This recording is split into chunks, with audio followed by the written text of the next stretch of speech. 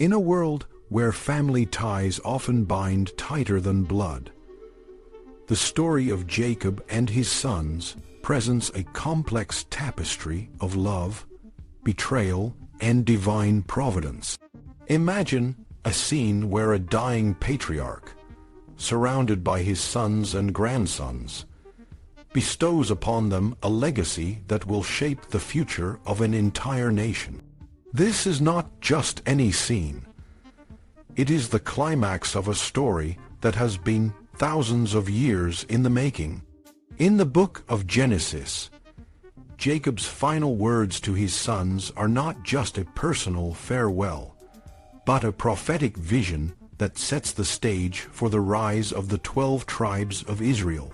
This video delves into the profound legal, thematic, and emotional implications of Jacob's blessings, exploring how they reflect the timeless themes of family, inheritance, and divine will. When Jacob, the patriarch of the Hebrews, lies on his deathbed, he gathers his 12 sons around him to bestow upon them his final blessings. These blessings are not merely words of affection. They are a legal and spiritual testament that will define the future of his descendants. Jacob's words are steeped in the ancient traditions of his people, where the inheritance of the firstborn son was a matter of both legal right and divine favor. However, in a move that would have been shocking to his contemporaries, Jacob does not follow the traditional path of primogeniture. Instead, he sets the stage for a dramatic reversal, a theme that runs deep throughout the book of Genesis. One of the most striking examples of this reversal is Jacob's adoption of Joseph's 2 sons, Ephraim and Manasseh. By placing them on his knees and declaring them his own, Jacob elevates them to a status equal to that of his own sons. This act is not just a gesture of affection. It is a legal adoption that ensures Ephraim and Manasseh will each receive a portion of the promised land, just as if they were sons of Jacob. This decision is particularly significant because it bypasses Reuben, Jacob's actual firstborn, who has lost his right to the double portion due to his sin of sleeping with his father's concubine. The adoption of Ephraim and Manasseh, therefore, is a powerful statement about the fluidity of inheritance and the importance of character over birthright. Jacob's decision to place Ephraim, the younger son, ahead of Manasseh, the elder, is another dramatic reversal that foreshadows the future of the tribes of Israel. When Joseph protests, Jacob insists that he knows what he is doing, crossing his hands to place his right hand on Ephraim's head, thus blessing him with the greater portion. This act is a clear indication that Jacob sees Ephraim as the more deserving of the two, perhaps because of his character or potential. The preference for the younger over the elder is a recurring theme in Genesis, seen in the stories of Cain and Abel, Esau and Jacob, and Ishmael and Isaac. Jacob's blessing of Ephraim over Manasseh is a final, emphatic statement of this theme, setting the stage for the future prominence of the tribe of Ephraim. The legal and cultural context of Jacob's blessings is rich and complex.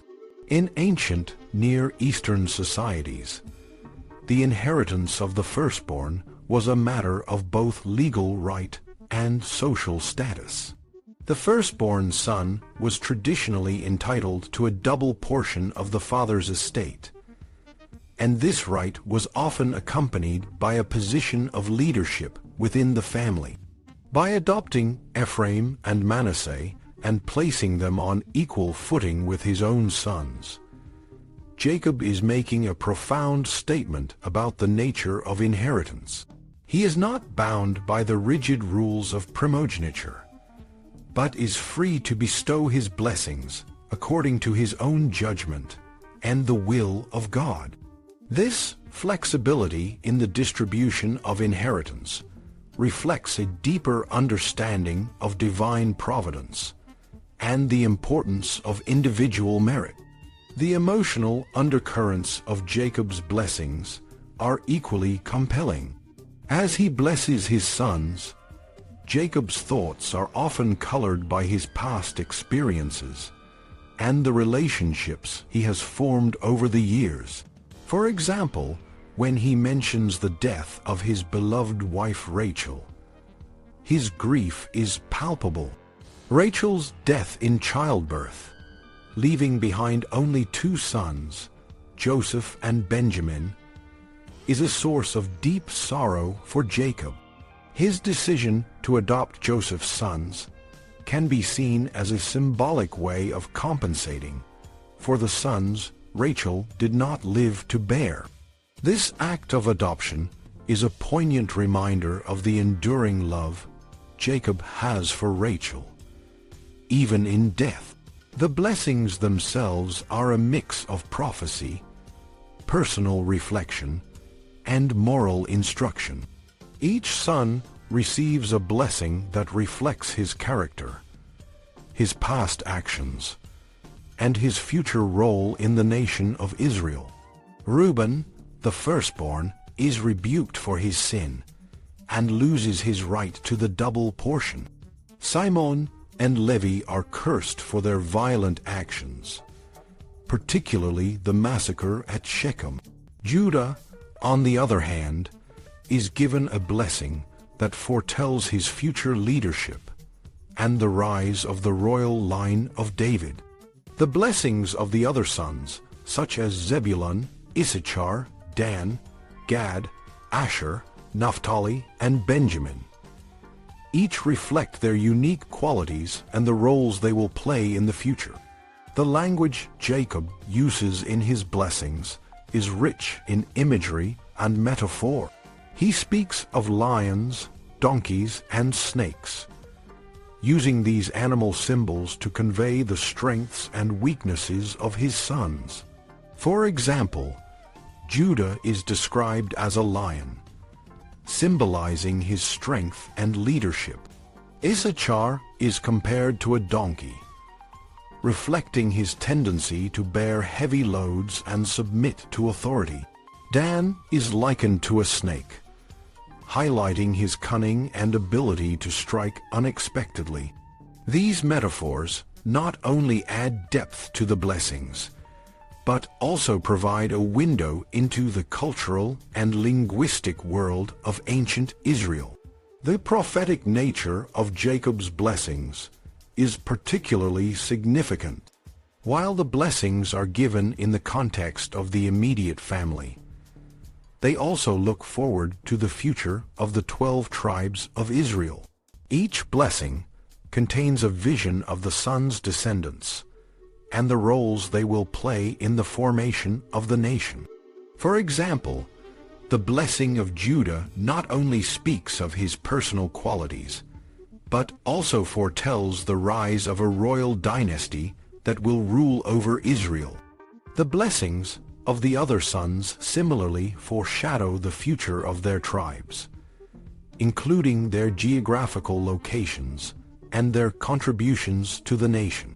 In the broader narrative of the book of Genesis, Jacob's blessings serve as a bridge between the patriarchal stories and the emergence of the nation of Israel.